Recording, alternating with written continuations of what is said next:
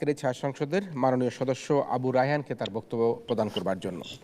মাননীয় স্পিকার, সরকারি দলের কথা শুনে আসলে মনে হচ্ছে তারা কুমিরের খাঁচ কাটা লেজের গল্পটা পড়ে এসেছে, পরীক্ষায় এসে দেখে বাইরে থেকে পরীক্ষা চলে এসেছে, তারা এর বাইরে আসলে কথাই বলার সুযোগ পাচ্ছে না। মান স্পিকার, আপনাকে এবং আজকের প্রধান অতিথি শিশির মনির স্যারকে ধন্যবাদ জানাচ্ছি। মান স্পিকার, আমাদের প্রধান অতিথি হচ্ছেন আইন অঙ্গনের মানুষ। স্যার হয়তো বিশেষভাবে অবগত আছেন 2011 সাল আওয়ামী শাসক কীভাবে বিচার বিভাগের কাঁধে বন্দুক রেখে তত্ত্বাবধায়ক সরকারকে বাতিল করে আমাদের যে নব্য বাকশালী শাসন সেটাকে তারা কায়েম করেছিল।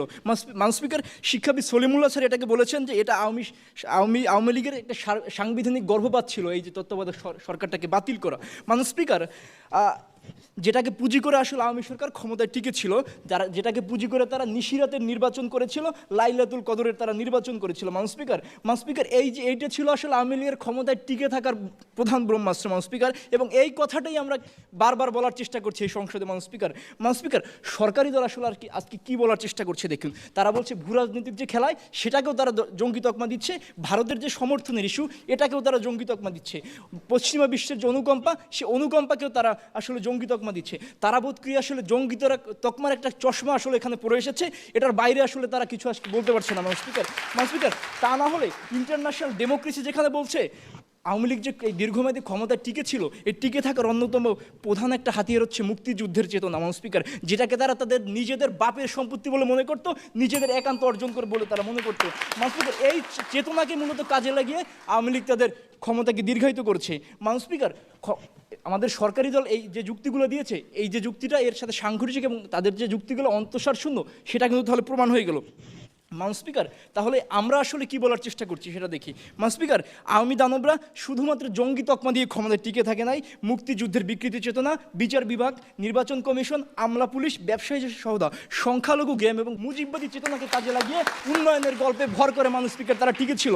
মান স্পিকার, আমাদের প্রতিপক্ষ কিন্তু এর একটা কারণ আজকে অস্বীকার করতে পারেনি, এবং কৌশলগত যে জায়গাটা তাদের বিতর্কটি কিন্তু কোনো এখানে টিকছে না।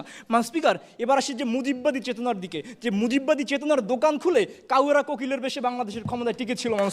মান স্পিকার, দেশের কোটি কোটি টাকা বিদেশে পাচার করছে। মান স্পিকার, এখানে কিছু প্রশ্ন আছে। তারা আইএস এর কথা বলেছে, আইএস কিন্তু একটা জঙ্গি সংগঠন, এবং তারা নিজেরাই বিবৃতি দিয়ে স্বীকার করেছে ওইটা তাদেরই হামলা ছিল। মান স্পিকার, এটা যে আসলে একটা সাজানো নাটক ছিল আওয়ামী লীগের, তাহলে সেটা প্রমাণ হয়ে গেল। মান স্পিকার, আমরা অভিজিৎ, দীপক, রাজীবের জঙ্গিবাদের যে হত্যা করেছিল এই বিষয়টা আমরা জানি, এটা কি আসলে তাহলে সাজানো নাটক ছিল না কিছু আওয়ামী লীগের তকমা ছিল, তার কিন্তু কোনো উত্তর প্রতিপক্ষ দিতে পারেনি। মান স্পিকার, আনসারুল্লাহ বাংলা টিম, আনসার আল ইসলাম সহ মার্কিন ডিপার্টমেন্ট স্টেট যেখানে বলছে বাংলাদেশ সক্রিয় আছে 8টি জঙ্গি সংগঠন, তাহলে মান স্পিকার, এটা কি জঙ্গি তকমা নাকি আওয়ামী লীগের সাজানো কোনো নাটক? মান স্পিকার, এই যে আওয়ামী লীগ ক্ষমতায় টিকে থাকার যে প্রধান হাতিয়ার হিসেবে জঙ্গিবাদ তকমা ছিল না, সেটা কিন্তু আসলে এতক্ষণ প্রমাণ হয়ে গেছে।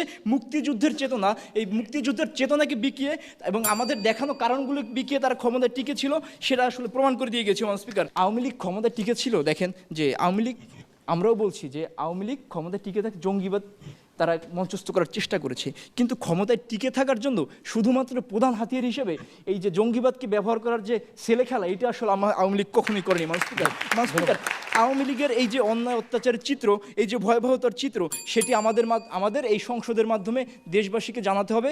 দেশের আওয়ামী লীগের যে ভয়াবহতার চিত্র সেটা দেশকে জানাতে হবে। মান স্পিকার, ধন্যবাদ সবাইকে।